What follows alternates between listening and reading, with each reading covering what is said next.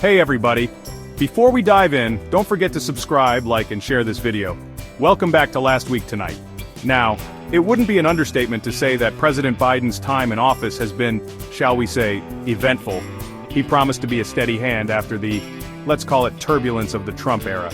But critics are lining up, calling him the worst president in history. Now, that might sound a bit extreme, right? Like saying Arby's is the worst fast food chain. It's Arby's. Are expectations really that high? But hyperbole aside, Biden's facing some serious heat. Afghanistan, inflation, the border. It's enough to make even the most seasoned politicians sweat through their depends. Now, we're not here to crown any worst president winners, but we are going to break down these criticisms and see what's what.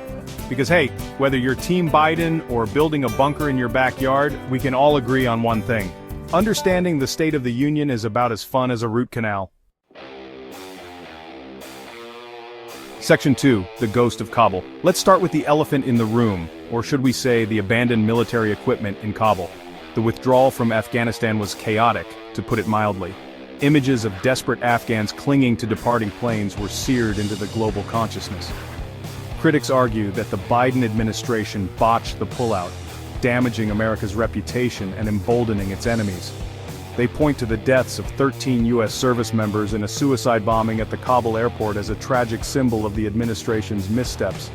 This wasn't just a foreign policy blunder, they say, but a moral failing. Section 3. The price is wrong, inflation bites back. Remember that feeling of getting a $5 bill for losing a tooth as a kid? Feels pretty great, right?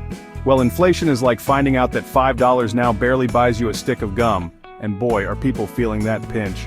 Prices on everything from gas to groceries have skyrocketed, and let's just say, let them eat cake doesn't quite cut it as an economic policy.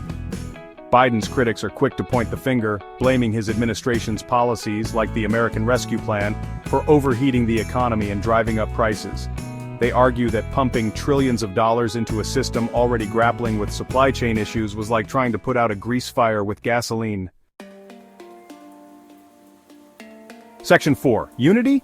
Not so much. Remember that whole heal the soul of the nation thing Biden promised? Yeah, about that. America feels more like two nations than ever, divided by partisan politics, culture wars, and enough bad blood to make the Montagues and Capulets blush. Critics argue that Biden, despite his pledges of unity, has only poured fuel on the fire. They point to his handling of issues like COVID-19 vaccine mandates and voting rights as further evidence of his divisive leadership.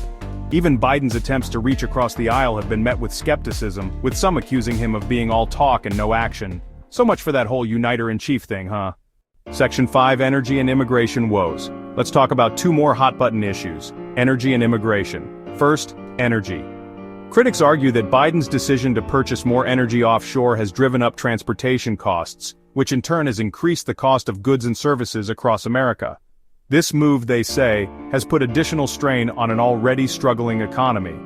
Next, immigration. Biden's critics claim that his lax immigration policies have led to millions of illegal aliens entering the country. They argue that this has overwhelmed border facilities and strained public resources, further complicating the nation's challenges. These issues, combined with the others we've discussed, paint a complex picture of Biden's presidency. Whether you agree with the critics or not, it's clear that these are significant concerns that need addressing.